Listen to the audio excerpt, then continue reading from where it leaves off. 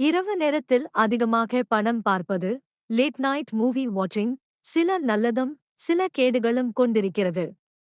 அதைச் சுருக்கமாக பார்க்கலாம்.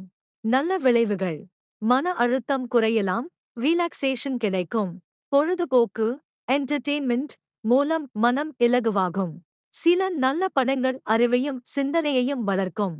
கேடு விளைவுகள்: தூக்கக்குறைவு, இரவில் அதிக நேரம் விழித்திருக்கும் போது தூக்கத்தின் தரம் குறையும். உடல் சோர்வு, மறுநாள் சோர்வாக உணரலாம்.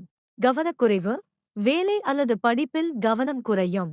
கண் பிரச்சனை, நீண்ட நேரம் ஸ்கிரீன் பார்த்தால் கண் வலி, உலர்வு ஏற்படும்.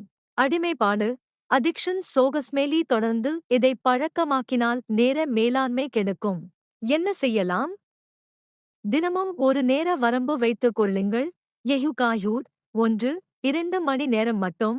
படுக்கும் நேரத்துக்கு 1 மணி நேரம் முன் ஸ்கிரீன் அவாய்ட் செய்யுங்கள். நல்ல உள்ளடக்கம் உள்ள படங்களை தேர்வு செய்யுங்கள்.